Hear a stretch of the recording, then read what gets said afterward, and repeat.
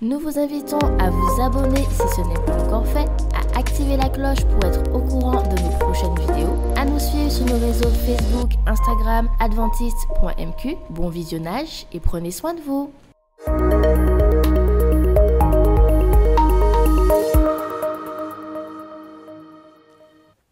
Téléspectateurs d'Espérance Média, j'ai la joie de vous saluer par le nom de notre Seigneur et Sauveur Jésus-Christ.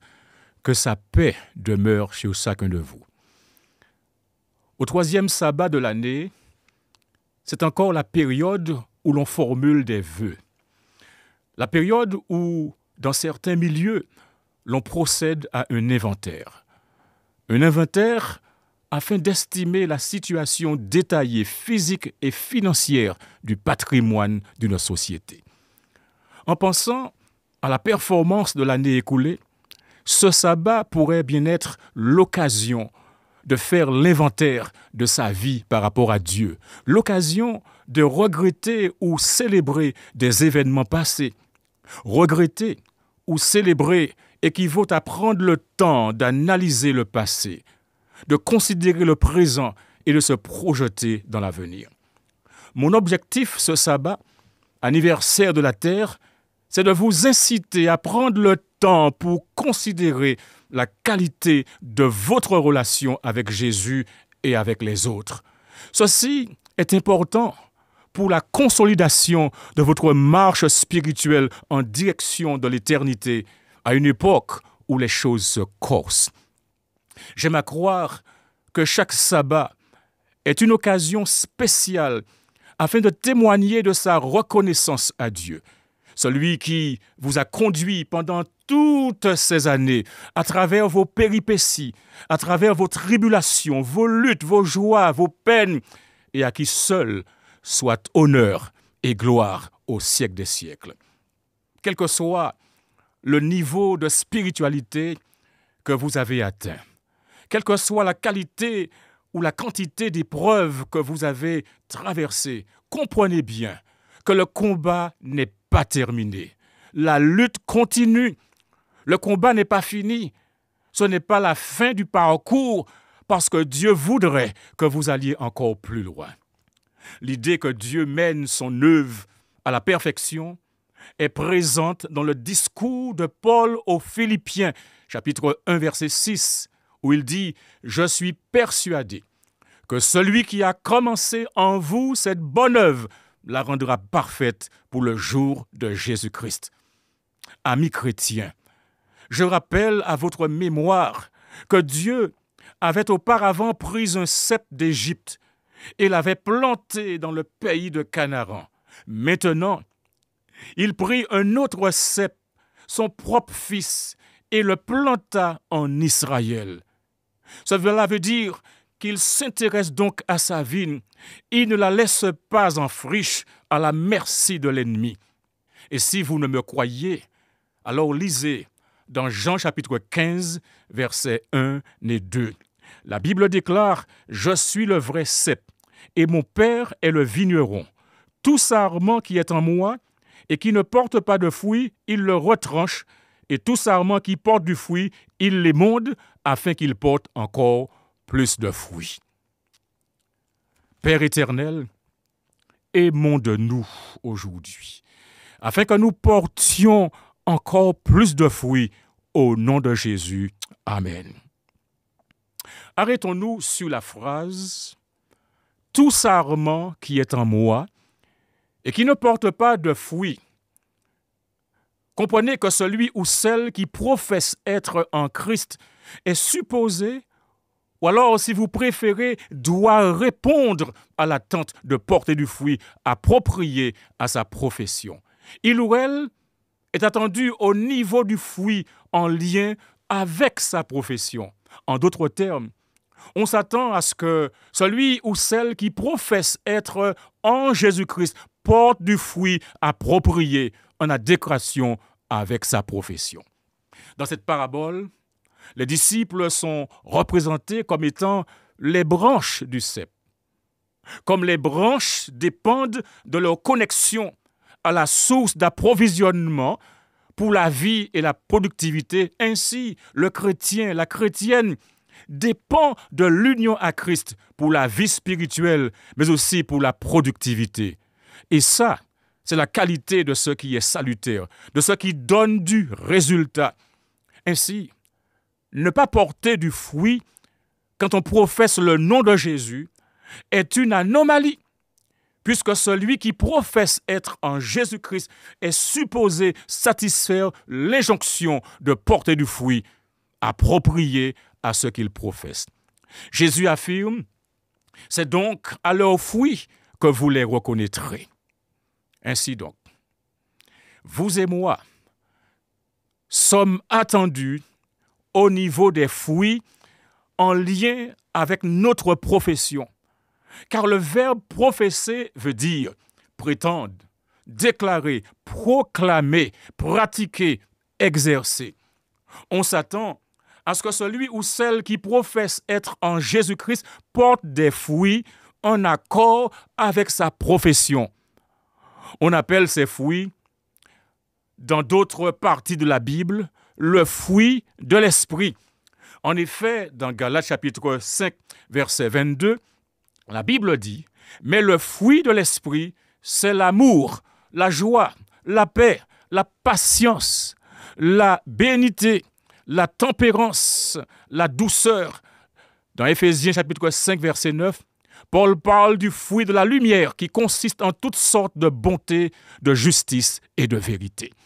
Dans Philippiens chapitre 1, verset 11, s'adressant aux membres du peuple des saints, aux dirigeants et aux diacres, leur parle d'être remplis du fruit de justice qui est par Jésus-Christ à la gloire et à la louange de Dieu. C'est-à-dire des fruits qui sont justice ou qui représentent la justice. Ces fruits sont évidents dans le caractère et la vie. Jacques, quant à lui, parle de ces bons fruits, car il évoque la sagesse d'en haut, qui est premièrement pure, ensuite pacifique, modérée, conciliante, pleine de miséricorde et de bons fruits, exempte de duplicité, d'hypocrisie. Chers amis, ces fruits doivent être présents dans la vie du chrétien. Mais quand ces fruits sont absents de la vie chrétienne, alors il devient nécessaire d'émonder, c'est-à-dire de couper les branches infructueuses, stériles ou improductives. Jésus-Christ déclare au chapitre 15 de l'Évangile selon Jean, verset 2, « Tout sarment qui est en moi et qui ne porte pas de fruit, il le retranche, et tout sarment qui porte du fruit, il l'émonde. » Jésus nous montre quelque chose de très important ici. Il dit qu'il le retranche parce qu'il occupe la place inutilement. Notons maintenant la suite du verset. Et tout sarment qui porte du fruit, il l'émonde afin qu'il porte encore plus de fruits. Le texte dit « il l'émonde ». Le terme employé dans le grec pour émonder est katéro. Katéro veut dire nettoyer. Dans ce cas, en enlevant les pousses superflues, les pousses inutiles.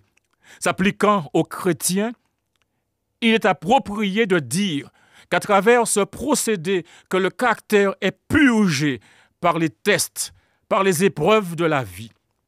Le Père, le vigneron céleste, est celui qui opère le process. Il est extrêmement important de comprendre la nécessité de ce process, pourtant douloureux pour celui qui en fait l'objet. Je voudrais, pour cela, me référer au texte d'Hébreux, chapitre 12, verset 11. Et bien que tout châtiment, nous dit ce texte, semble d'abord un sujet de tristesse et non de joie, mais il produit plus tard, pour ceux qui ont été ainsi exercés, un fruit paisible de justice. Je souligne l'expression « un fruit paisible de justice ». Chers téléspectateurs, comprenez par là que la discipline devient nécessaire lorsqu'un conflit surgit entre les tendances et les désirs naturels d'une part et les principes justes d'autre part. Le but de la discipline est de résoudre ce conflit en mettant les tendances et les désirs naturels en harmonie avec les principes. Ce faisant, la discipline apporte la paix. Ainsi, la personne soumise à la discipline se trouve en paix avec Dieu. Amen. Mais aussi en paix avec elle-même et en paix avec ses semblables. Alléluia. La discipline porte toujours des fruits paisibles si elle est acceptée, rarement si elle est mal vécue, jamais si elle est rejetée. Mais ne perdons pas de vue la finalité de l'émondage du vigneron céleste. Il l'émonde afin qu'il porte encore plus de fruits. Plus de fruits est le but qui est visé. Il n'y a pas de vie sans croissance. Le refus de grandir est un péché plus grand, plus grave que l'immaturité elle-même. Et le seul résultat ainsi affiché, c'est l'autosatisfaction. C'est aussi avoir de faibles idéaux. On parle, dans d'autres contextes, du syndrome de Peter Pan. Quand on se réfère à ces adultes qui refusent de grandir. Ma question alors pour vous, seriez-vous des chrétiens qui refusent de grandir spirituellement? Comprenez qu'aussi longtemps qu'il y a de la vie, il y a un besoin de développement continuel. Le développement du caractère est l'œuvre de toute une vie. Dans Matthieu chapitre 5, verset 48, Jésus déclare « Soyez donc parfaits comme votre Père céleste est parfait. » Quel est donc le secret pour porter encore plus de fruits? Nous lisons d'abord les versets 4 à 7 de l'évangile de Jean, chapitre 15. Le texte nous dit « Demeurez en moi, et je demeurerai en vous, comme le sarment ne peut de lui-même porter du fruit s'il ne demeure attaché au cep. Ainsi, vous ne le pouvez non plus si vous ne demeurez en moi. Je suis le cep, vous êtes les sarments. Celui qui demeure en moi et en qui je demeure porte beaucoup de fruits, car sans moi, vous ne pouvez rien faire. » Verset 6. Si quelqu'un ne demeure pas en moi, il est jeté dehors comme le sarment et il sèche. Puis on ramasse les sarments, on les jette au feu et ils brûlent. Si vous demeurez en moi et que mes paroles demeurent en vous, demandez ce que vous voudrez et cela vous sera accordé. Vous noterez qu'à 3 reprises, Jésus lui-même prononce la phrase « Demeurez en moi ». Si vous ne demeurez en moi, celui qui demeure en moi, selon la culture hébraïque, une parole 3 fois répétée détermine son caractère essentiel. Par conséquent, il nous faut prendre très au sérieux ce commandement de Jésus, « Demeurez en moi ». Demeurez en moi porte en lui l'idée de continuité. Demeurer continuellement dans une connexion vivante avec Christ est essentiel pour la croissance et la fructuosité, pour la fécondité. Demeurez en moi va au-delà même d'une simple attention occasionnelle aux choses de la religion et n'est pas suffisant. Certains se satisfont d'aller à l'église 1 fois par semaine, quand ils ont une part au programme et quand leurs amis présentent quelque chose et s'éclipsent le reste du temps et réapparaissent la prochaine fois quand ils sont sollicités ou quand il y a un événement tel qu'un enterrement dans leur famille ou dans celle de leurs proches, comme pour se donner bonne conscience. D'autres ouvrent la Bible ou prient quand les choses sont difficiles, quand la santé décline. Mais en dehors de cela, c'est un désert spirituel où l'amour est remplacé par la haine, le pardon par l'intransigeance, la foi par le doute, la fidélité par l'abjuration, la déloyauté, la trahison. Chers amis, Jésus dit dans Matthieu chapitre 5 verset 14, « Vous êtes la lumière du monde. Que votre lumière luise ainsi devant les hommes, afin qu'ils voient vos bonnes œuvres et qu'ils glorifient votre Père qui est dans les cieux. » Mais surfer plein les gaz sur une vague de ferveur religieuse, un jour, pour sombrer dans une période de négligence le jour suivant, ne fait pas la promotion de la force spirituelle. Vous voulez savoir quel est le secret pour éviter cette situation? Le secret, c'est demeurer en moi, dit Jésus. Oui, chers amis, demeurer en Christ est le secret. Demeurer en Christ signifie que l'âme doit être dans une communion quotidienne, constante avec le Christ et doit vivre sa vie, c'est-à-dire la vie de Christ. Et pour vivre la vie du Christ, il faut laisser le Christ vivre en soi. Et là, nous comprenons mieux la déclaration de l'apôtre Paul dans Galates 2, verset 20, où il dit « J'ai été crucifié avec Christ. Et si je vis, ce n'est plus moi qui vis, c'est Christ qui vit en moi. Si je vis maintenant dans la chair, je vis dans la foi au Fils de Dieu qui m'a aimé et qui s'est livré lui-même pour moi. » Ça, admettez, est une démarche radicale. On assiste là à un changement de direction, en ce sens que Christ vit en soi. Et ça, c'est la soumission de sa volonté à celle de Dieu. C'est se laisser conduire par Dieu. C'est le secret d'une vie chrétienne réussie. Christ demeure en nous et vit en nous la même vie parfaite qu'il a vécue ici sur terre. L'apôtre est clair quand il parle. L'amour de Christ le contraint et la justice de Christ devient une réalité dans sa vie. Il n'est pas possible qu'une branche dépende d'une autre pour sa vitalité. Chacune doit maintenir sa propre relation personnelle avec le cep. Chaque membre doit porter ses propres fruits. Maman ne va pas le faire à la place de la fille, ni vice-versa. Chers amis, vous avez essayé beaucoup de choses. Le développement personnel, la méditation transcendantale, la pensée positive pour mener une existence correcte, chercher à plaire à Dieu, à lui est agréable. Mais attention, ce n'est pas ce que nous pouvons faire, mais ce que Dieu peut faire qui fait une différence notoire.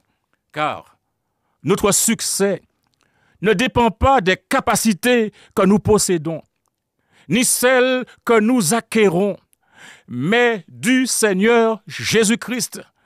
Nous devons avoir moins de confiance dans l'homme et davantage en ce que Dieu peut faire pour tous ceux qui croient en lui. Nous n'ignorons pas que porter du fruit est un corollaire, c'est-à-dire une conséquence naturelle du fait de demeurer en Christ. Mais la raison fondamentale étant, car sans moi, vous ne pouvez rien faire. L'esprit charnel n'est pas soumis à la loi de Dieu. Et il ne le peut même pas, car l'affection, nous dit Paul dans Romains 8, verset 7, l'affection de la chair est inimitié contre Dieu, parce qu'elle ne se soumet pas à la loi de Dieu et qu'elle ne le peut même pas. En d'autres termes, il est impossible à l'homme de sortir par ses propres efforts de la force du péché dans laquelle il est tombé et de produire des fruits qui mènent à la sainteté. Partout où les hommes adhèrent au principe qu'ils peuvent se sauver par leurs propres efforts, ils n'ont aucune barrière contre le péché. C'est pourquoi, je répète, amis chrétiens, il faut comprendre et accepter votre besoin de Jésus. Sans moi, dit Jésus, vous ne pouvez rien faire. C'est la condition sine qua non incontournable pour vivre à la hauteur de l'idéal divin. C'est pour cela que vous ne devez jamais ignorer celui par qui tout cela est possible, savoir Jésus-Christ, et lui accorder toute votre attention, la priorité dans tous les domaines de votre vie. Ceci est capital, compte tenu du contexte de la fin des temps, où s'accumulent les problèmes, les crises dans le domaine socio-économique, politico-religieux et climatique, mais aussi sanitaire. Les choses ne sont pas claires aujourd'hui. C'est pourquoi il faut rester vigilant. Et pour rester vigilant, il faut faire confiance à Dieu, confiance à sa parole, confiance chaque jour, non pas un moment, mais tous les jours, à chaque instant. Pourquoi je le dis? C'est parce qu'un danger nous menace. Mais quel est ce danger? Ce danger, c'est celui de nous fier aux plans et aux méthodes des hommes. Un autre danger nous menace, savoir une tendance à prier moins et à faire preuve de moins de foi. Oui, chers amis, nous sommes en danger si nous perdons le sens de notre dépendance envers Dieu.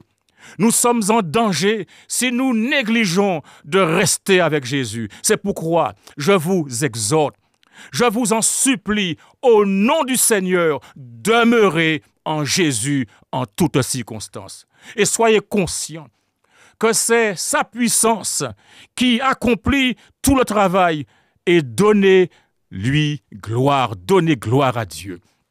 Demeurez en Jésus par une vie de dévotion où vous prenez le temps de prier, le temps de méditer sa parole, la parole de Dieu, car seuls les efforts accompagnés de beaucoup de prières et sanctifiés par les mérites du Christ serviront d'une manière durable la bonne cause. Demeurez en Jésus et élevez la bannière de la vérité. Demeurez en Jésus malgré le mépris et le ridicule de la société, malgré les persécutions physiques ou psychologiques. Dépendez chaque jour de Jésus. Et alors vous verrez que c'est possible de servir Dieu dans un monde hostile à l'Évangile. Travailler avec ténacité, avec confiance en Dieu. Demeurer en Jésus, c'est respecter son saint jour, le sabbat, non pas de façon sporadique, mais chaque semaine, en adventiste du 7e jour, fidèle à la parole et qui attend le retour de Jésus. Demeurez en Christ, c'est être conduit par le Saint-Esprit. C'est rejeter les œuvres de la chair, telles que l'impudicité, l'impureté, la dissolution, rejeter l'idolâtrie, la magie, les inimitiés, rejeter les querelles, les jalousies, les animosités, les disputes. Demeurer en Jésus, c'est rejeter les divisions, les sectes, l'envie, l'ivrognerie, les excès de table et toutes les choses qui sont semblables. Demeurer en Jésus, c'est faire l'expérience du fruit de l'esprit, qui est l'amour, la joie, la paix, la patience, la bonté, la bénité, la fidélité, la douceur, la tempérance. Demeurer en Jésus, c'est nous aimer les uns les autres comme Christ nous a aimés. Ne nous combattons pas les uns les autres, mais au contraire, supportons-nous, encourageons-nous réciproquement, engageons-nous à faire partie de ceux et celles qui prient, mais aussi qui agissent pour l'unité et font avancer la mission du Seigneur. Au nom de Jésus, ne soyons pas complaisants, mais au contraire, retrouvons le sens de l'urgence en ce qui concerne le retour de Jésus. Attachez-vous à Jésus-Christ sans partage. Chers amis, votre vie chrétienne compte pour beaucoup. Alors, ayez à cœur de demeurer en Christ. Ayez à cœur de compter que sur lui vous appliquant sans vous lasser à lui plaire, à le servir. Et faites-le sans regarder à droite ou à gauche. Faites-le parce que vous demeurez en Jésus. Parce que sans lui, la question que vous devez vous poser, sans lui, que réaliseriez-vous? Sans Jésus, ne pouvons rien faire parce que Jésus est tout pour nous. Jésus nous a demandé dans sa parole, selon ce qui est indiqué, que nous devons vivre en harmonie avec sa volonté. Alors, voulez-vous aujourd'hui vous engager pour Jésus, demeurer en Jésus, laissez Jésus entrer dans votre cœur aujourd'hui. Il veut vous émonder pour que vous portiez du fruit en abondance à sa gloire. C'est lui seul qui peut donner du vrai sens à votre vie. C'est lui seul qui peut vous procurer la vraie réussite. Alors, mon ami, n'hésitez pas. Agissez aujourd'hui même et soyez sauvés et portez encore plus de fruits à la gloire de Dieu. Je sais que ça peut être difficile, qu'il peut y avoir des embûches, mais faites confiance à Dieu. Abandonnez-vous à lui. Soumettez-vous à lui. Faites-lui confiance parce que ce qu'il a fait hier pour les autres, il peut le faire pour toi aujourd'hui. Alors donne ton cœur à Jésus. Reste dans la soumission à Jésus. Fais-lui confiance et demeure en Jésus, qu'il pleuve ou qu'il grêle. Demeure en Jésus, quelles que soient les conditions dans la société. Demeure en Jésus et sois assuré que la victoire t'est donnée parce que Jésus est le seul qui est capable de te porter jusqu'au point où la perfection sera atteinte, où les problèmes seront derrière toi parce que Jésus est le grand gagnant. Alors demeurez en Jésus. Prions. Père éternel, nous te louerons et te bénissons pour l'opportunité que nous avons eue aujourd'hui de nous plonger dans ta parole qui nous enseigne clairement que sans Jésus, nous ne pouvons rien faire et qu'il est important pour nous de demeurer en Jésus, celui en qui Jésus demeure. Celui qui demeure en Jésus porte beaucoup de fruits. Nous voulons, Père, porter du fruit.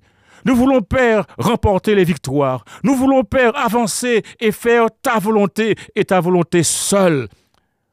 Ô Père, la lutte est grande. La bataille est engagée. Et c'est pourquoi nous avons vraiment besoin de toi. Interviens dans la vie de tes enfants. Interviens dans la vie de ton Église. Interviens à la Martinique. Interviens dans le monde entier. Et permets que personne ne doute parce que Jésus-Christ est celui qui nous donne le salut, qui nous donne la victoire et qui revient bientôt pour nous prendre. Bénis ton peuple et conduis-nous jusqu'au salut, jusqu'à la victoire. Au nom de Jésus. Amen. Nous vous invitons à vous abonner si ce n'est pas encore fait, à activer la cloche pour être au courant de nos prochaines vidéos, à nous suivre sur nos réseaux Facebook, Instagram, adventiste.mq. Bon visionnage et prenez soin de vous.